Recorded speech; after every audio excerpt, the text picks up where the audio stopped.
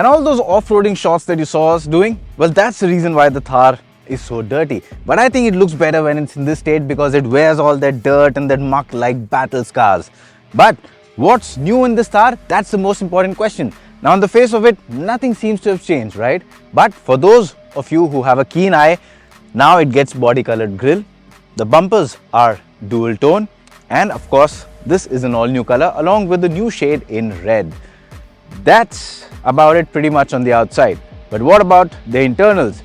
A lot has changed inside the cabin, and that's why it's a long story to narrate. So join us over the next few minutes as I tell you what all has changed inside the new Thar, and is it really new or not?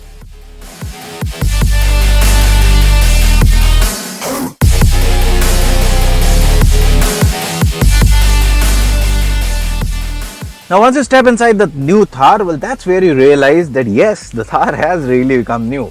Now, the first change you'll notice is that while entering, you get this grab handle on the A-pillar. This comes in really handy, especially when you're in those extreme off-roading conditions. Your vehicle is in, sort of that off-road acute angle. So getting in and out becomes tricky. Well, that's where this grab handle comes in really, really handy. Then, of course, there's this new dashboard, and taking center stage is this new screen, which I really, love the way it looks. With all these thin bezels and the glossy look, it just looks a lot more premium than the older unit. Of course, the color combination is nice, and then it also gets the Gen 2 Adventure stats, which means more data for you as a driver when you're going off-road. Beyond that, what you get is this new driver armrest, which is adjustable now. So on those long drives, it comes in really handy. But personally, one change that I'm really happy about is that irritating placement of power window switches here. That's gone. Finally, you get the power window switches where they're supposed to be, and that's here. So both the power window buttons are here, so that's a good thing. And the other change that I like about the Thar, the new feature inclusion, is that earlier in the older Thar 3-door, you had to, at the fuel pump, you had to go, unlock, get the fuel done, lock. That's boring, very old school. But now you get here a button, so you don't need to exit the car, just press the button, the filler flap will open up, get your fuel, check the meter, drive off. More convenience. Now at the back you also get rear AC vents, you also get a rear camera.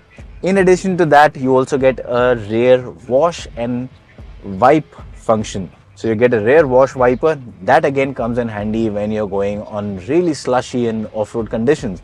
So when you add all of these things together, what you get is a car that is not, sort of changed dramatically, but has evolved into something more nicer, something more better, something more comfortable.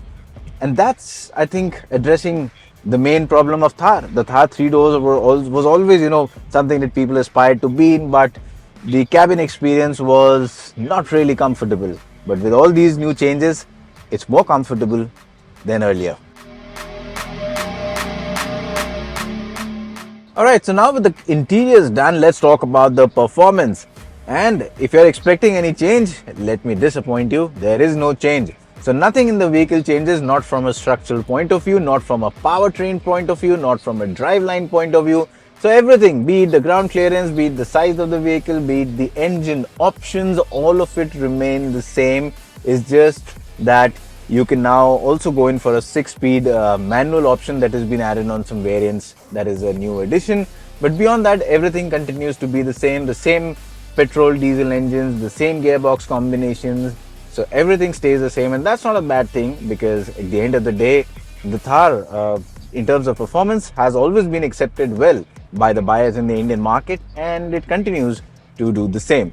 As far as off-road capabilities goes, again, nothing has changed. It continues to offer excellent off-road capabilities, and as you can see in these shots, we drove the 4x4 version, and especially once you put it in 4 low, it gives you the ability to do a lot of stuff with a lot of ease. That's what the Thar is all about when it comes to off-roading capabilities. So it makes harsh off-road terrain easy even for novices.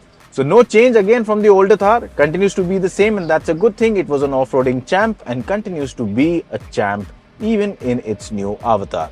Alright, so now let's get down to answering the main question. With all of these changes, does it make sense to buy the new Thar or not? Well, why not? That's my simple answer, because the Thar retains everything that was good about it, but things that could have been better, a lot of those issues have been addressed, especially inside the cabin. So yes, it's more comfortable than ever. It remains as capable as earlier. As far as pricing is concerned, as we make this video, as I speak, we do not have the pricings right now, but by the time you see the video, the prices will be mentioned at the bottom of your screen.